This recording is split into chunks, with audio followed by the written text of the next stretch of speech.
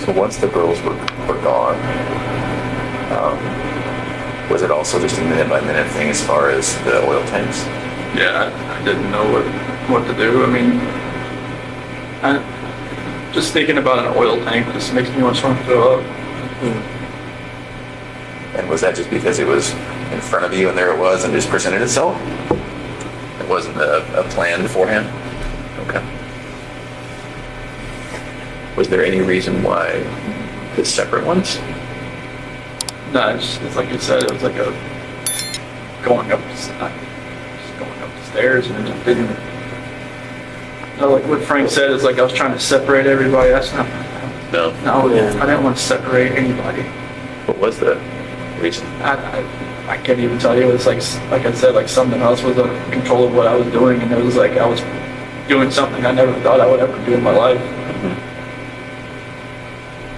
Did you think there would be less chance of someone finding them if they were in separate tanks, or? I don't know. Sounds like a I didn't. Whatever my reasoning was in my head that day, it wasn't sound. There was nothing that's right. And you don't even remember thinking about it? No, it was just like, it was like a reaction of something that I wasn't even thinking about. Yeah. Can we talk about the trash bags? Do you remember that? Oh, with There were two. okay, yes, trying to, because like she kept. I didn't want to, like when I was putting, there's one coherent, I guess, thing I had, like I didn't want the girls looking at Shanann while they were in the back seat. So what'd you do?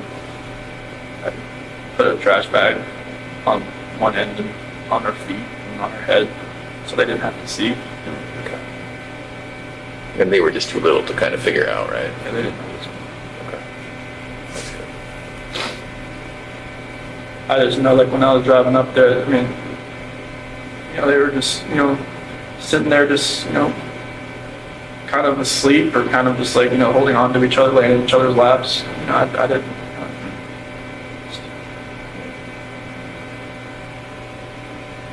Did you ever think about, well, it could be very believable, what I told him, it could be very believable that Shanann did, end the girls. So maybe if I tried to convince people that, maybe if I fought with my attorneys on that, maybe I could lessen it somehow. Did you ever think about that? Honestly, I never even thought about the story until you guys mentioned it. Yeah? Okay. I wondered. I never even thought about it until you guys mentioned it. And what did you think about it once it got mentioned? It's just like I just went with it. I didn't I knew my dad was out there. I knew it was like, I knew they would probably believe it because, my mom and my sister just never really liked Shanann. I knew that, I mean, through all this, I got letters from some of my friends that even said, when we went over to your house, we could see, Shanann was more of a dominant personality and more of like, you're always helping with the kids and everything. And just, you're a great dad and everything. We could see, a couple things that I never saw or, whatnot. And even my best friend Mark, you can say, there's always, something, I didn't really get with Shanann. I was like, nobody ever told me any of this stuff, but okay. But yeah, I never thought about that story. And, that's what my attorneys were going with. And then I think it was probably the second week I told them what had really happened. What'd they say after that? They were quiet. They were writing it down. They said they wouldn't judge me, so I told them. I told them everything that happened. And they, appreciated, I guess, most of the time, their defendant or their, defense don't, tell them actually what happened. No. Yeah. They just, tell them, all right, get me out of here. And this is what happened. But I told them what happened. I didn't want them going, if this was going to go, anywhere in courts, I didn't want them to be under a false pretense and, get surprised. So I know, there was probably things that you guys probably knew that maybe if I lied to them and just tell them, no, this is what happened, that it would have made them look, foolish and stupid and just like, unprepared. And I was like, this is what happened. And they appreciated me telling them that. So now they would be prepared. And that's when they were saying like, if it was ever, if we ever went to them, the prosecution, and say, if we could end this, would I be open to it? I'm like, if it could end it. I know there was like, wasn't her phone found on the couch or between the couch cushions? Like, did you plant all that I stuff? just threw it in there. You just threw it in Yeah, there? Why did you do that? I don't know what was going on that morning. Like, even like, her watch, her phone, like, if I was actually, like, if I'd planned this, I would probably just take it out to the field or something, But, What about her ring and stuff? What were you thinking about that? It's like, maybe she actually really wanted a divorce. Maybe she didn't want to fix it. Just put it there on the counter. She took it off? Or did you take it off? I took it off. Okay. Oh, so that would look like she was saying, I want a divorce, I'm leaving it here when I'm taken off. I see. So the phone and her watch and the couch, was that morning before you left to go to service? Okay. That's, I think, Nicole's son found it or something. Yeah. What other things did you do that maybe we even missed? Tried the phone and the watch. Yeah. I think I threw the therapy book she wanted me to read in the trash. I don't know. That was that morning? I think so. Were you trying to make it look like she threw it in the trash? I don't know. I just like, Oh. I just didn't think nothing was ever gonna work again. So I didn't know what was going on. Did you go down to the basement? I thought the basement door opened. Yeah, the door is open, but yeah. So there was a lot of movement, I think it was around 4:26 or something. And the garage door opening, the basement door opening, and then of course the living room sensors and all. Do you remember what you were doing all during that time? Other than You had a lot going of in and out steps. the garage. I'll just say that. Okay.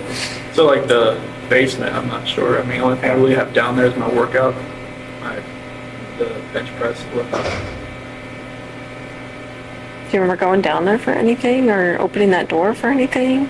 Did you think about, well, maybe I'll take her out that way, or is it a walkout basement? No. It wasn't at your house. Okay. That's like a garden level basement. So Okay. But I don't remember really. I don't think it worked out that morning. Like, were you packing your lunch in the kitchen? Like, did you Oh, have yeah. to do all that normal Yeah. stuff? Yeah. Okay. Yeah, I definitely packed the lunch and everything. Did all that. But I don't remember about the basement. Unless I just worked out that morning, I just don't remember. I don't think I did. So one of the more, Unless there was a trash bag down there at that point. Yeah, you got trash bags in there. Maybe there wasn't any in the garage. I went down there and got one. Do you normally carry a roll of trash bags in your truck? No. So there was a roll in your truck. There was? Yeah. Maybe I just grabbed it and brought it with me then. That would have been kept in the basement, maybe, or Basement or the or the garage. garage. I'm sorry, what were you saying, Graham? one of the more kind of poignant or tender moments in all of this was seeing you with your dad when he came in. What was it like when you picked him up at the airport? It was very strange. It was kind of like I almost knew this was probably the last time I'd ever see him on the outside. In my head, I knew that. Yeah. What'd you guys talk about?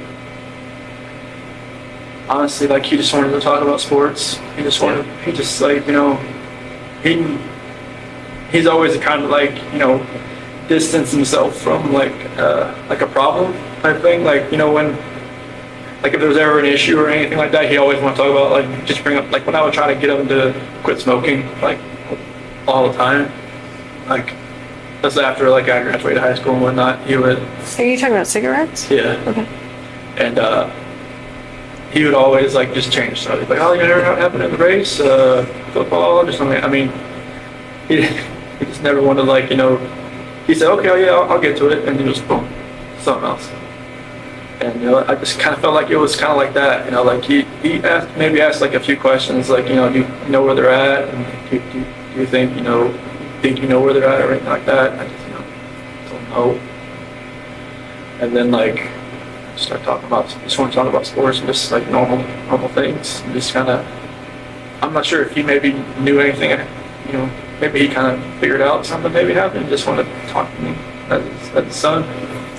Is it possible he saw that you were in a stressful situation and wanted to do what he always did? Yeah. Make things comfortable. I think that was a good way to put it. I bet you picked up a lot of that from him. Yeah, because I mean, stressful situations, like I mean, the gray hair didn't show it, but like I try not to be in stress. But you know, it's like, you know, I worked on cars. There's a lot of stress because it's always, you know, it's on commission. You know, you get paid what you do, not by showing up. So, you know, that Darko was a little less stressful. You know, I got paid just to be there. Shanann had her bra on. Was that normal that she would sleep in her bra? Every once in a while. I mean, she just got home from the plane, so she didn't even take off her makeup or anything. Maybe she was just that tired. But normally, I don't know. Did it not come off when you guys had sex? I don't think so. Sometimes she just, you know, she keeps her shirt on and she doesn't want me to do anything. Just like, she wants what she wants. She knew what she wanted. That's what she wanted. Was it just missionary sex? Yep. So you haven't told your parents what happened? You just told them I'm pleading guilty for a reason? I've told them, like, on the phone, even, because they're still... You should fight it. You should get... They've got letters from, like, Australia, from England, I mean, of, like, the 35C in Colorado and stuff, like, you know, improper counsel or something like that. Ineffective counsel. Ineffective counsel, and, I mean, some of the stuff they've said about, you know, the dry patch, how it's not, like, FDA approved, how it can alter somebody's mind, like,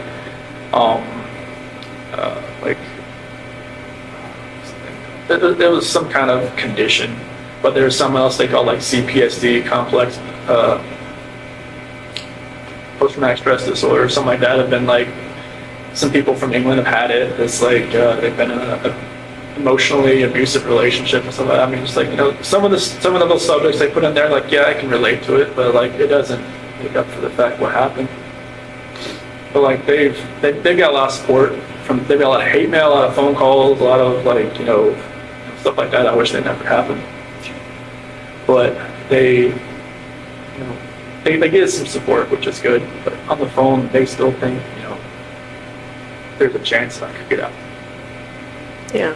I mean, you don't want to ever think your kid's going away forever. Like, You don't want to fathom that. They tell me to fight it, like, you know, they don't die every day, but on their bad days, they'll get a bad message or a bad letter, and they'll just come revert back.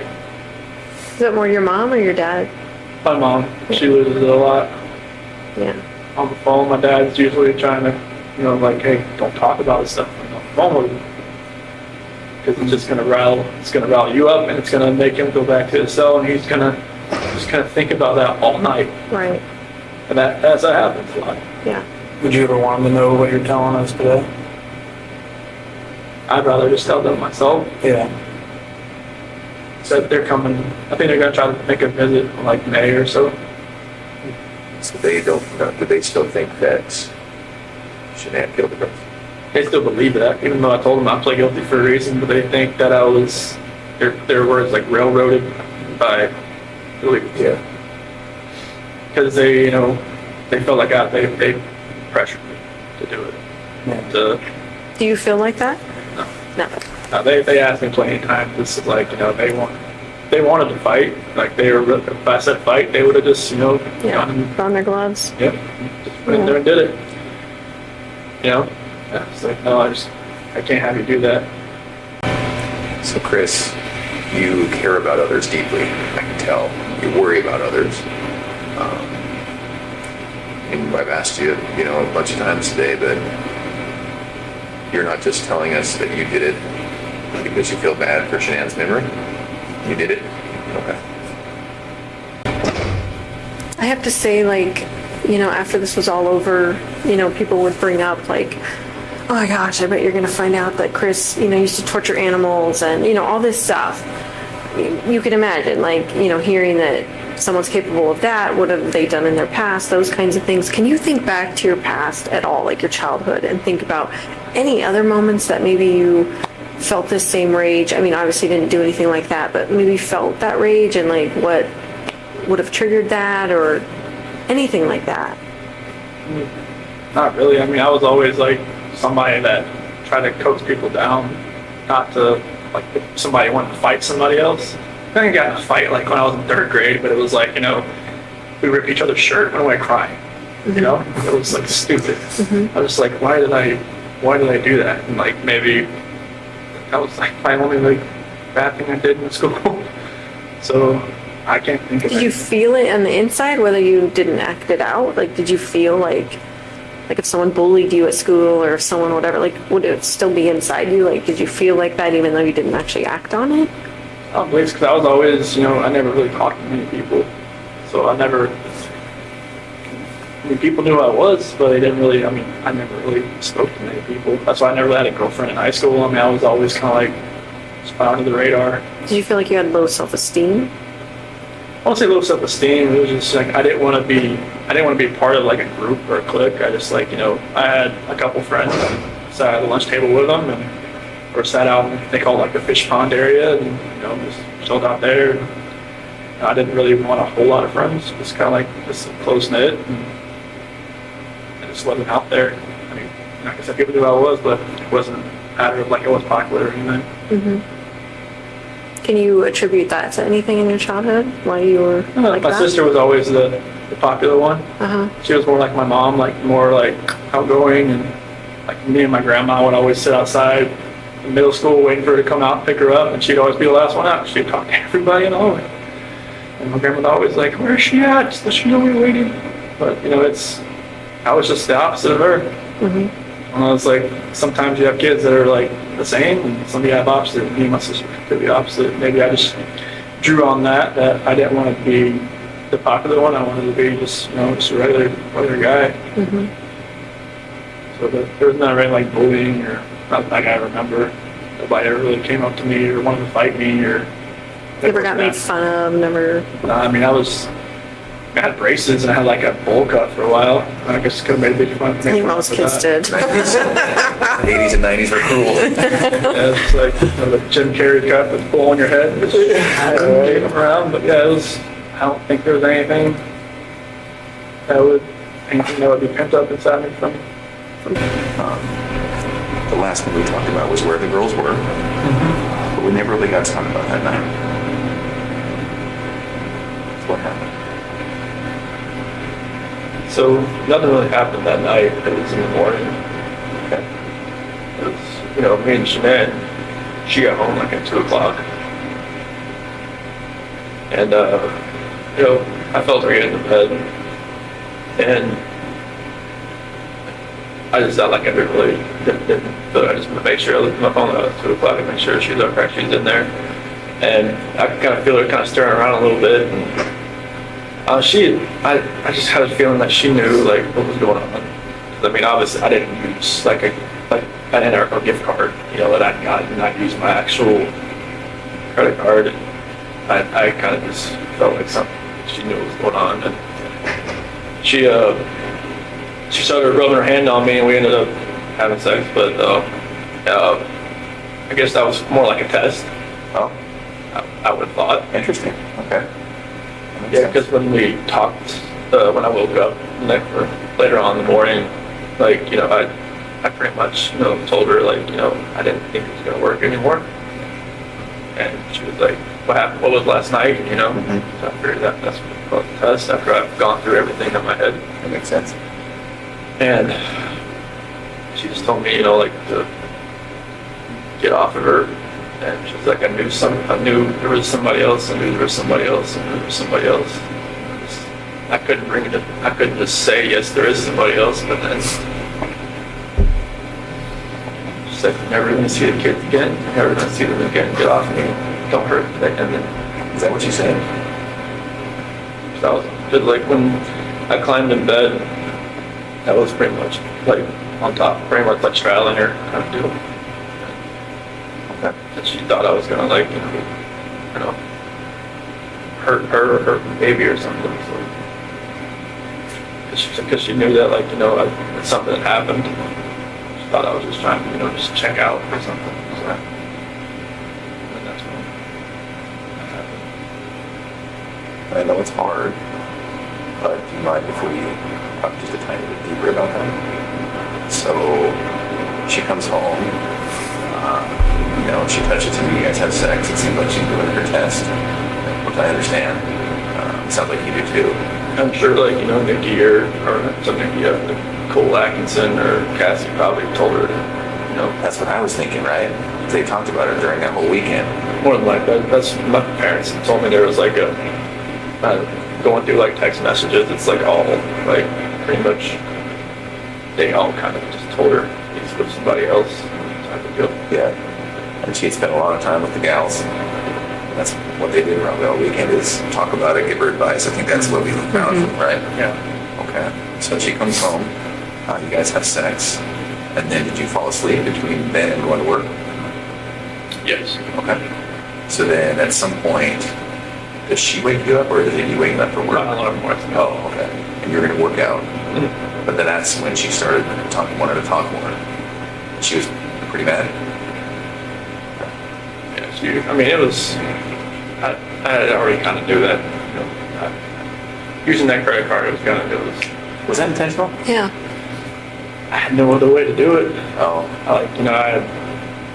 I used, like, cause I got these Anarco gift cards from like, doing good stuff at work and Yeah. stuff like that, and I'd use them all. oh. Was part of you just like, screw it, whatever, I don't care. I'm using this card. Part of me just wants to say, Nick, you can pay for this, but I don't know. Yeah. Even I think my attorney said she even noticed I used a different card, like a blue card. Oh. Maybe she thought, like I felt comfortable enough just using a normal bank account or something. But I told her I was going to Rocky. I told you I was going to Rocky. Yeah. It was just like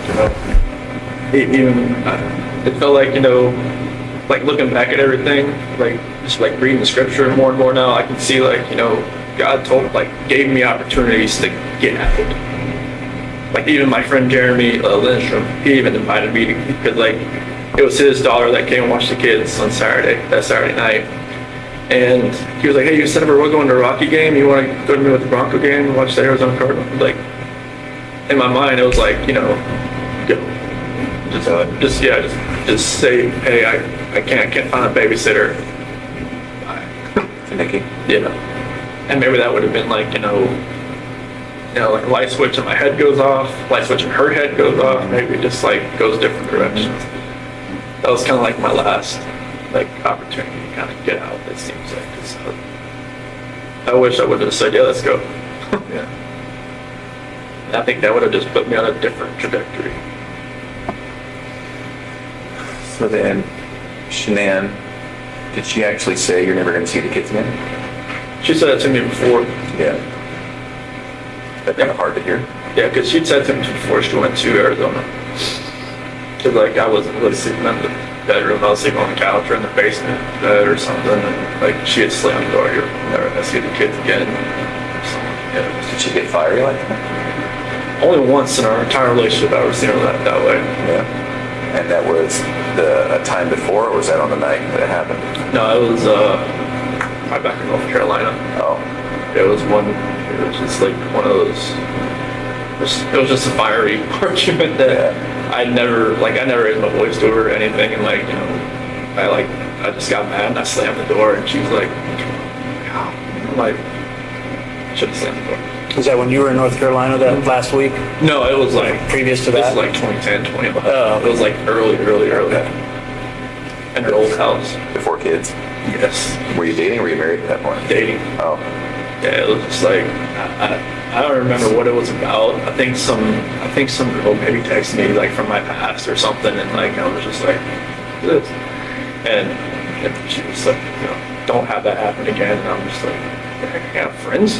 Right. They're females. Like I don't even talk to this woman anymore. Right. And it was just like, Nope. Was she fiery? Did she have that Italian blood that her mom has? Good Lord, yes. Was she always like that, or was she? Did she snap at things? She would snap at me, but you could tell, like, you know, something really irked her a little bit. Yeah. It would come out. 0 to 100 type thing, or what? Yeah, 0 to like, 200. Oh, interesting. She gets acclimated about something. She's like, all right, it's gonna happen. Well, that's why she was probably so successful at Thrive, right? Oh yeah, like she had done a couple other like direct sales business, but this one was just like, it was different. Why? This one, like, because I think she had done like Origami Owl and like something called like It Works, and then like other couple other things like some bags and stuff like that. But the supplement stuff, just because it worked with her, it worked with me. She's like, okay, I can kind of like use this as like, all right, this is what it's doing for us. Yeah. And then like after a little while, like she could see how like people are above her, how it was helping them, and then it was just like trickle down effect. It was like a good system about like, you know, commission wise and everything was just, she could use all the business IQ she has from running those cell phone shops and from the Dirty South custom shops and all that. And she's business minded. Yeah, she knows how to do accounting book like the back of her hand. So it all just like fell into place with all that. So then on that night, was it just a new type of fight? It was Never had, or what? What happened? Yeah, it was a totally different type of fight. It was, you know, it was just felt like, I don't know, it was more anger than anything else. Like there was emotion to it at first, and then it just felt like it was just anger. It was just like, you know, like there was no love there. It was kind of like what we were saying, what she was saying. It was just like, it's almost like we knew like something was combating at each other. We didn't know, like it wasn't ourselves. Really? Anger from you or anger from her? I think it was more anger from me and more like desperation from her because she wanted to fix it. Yeah. She knew something was right. Like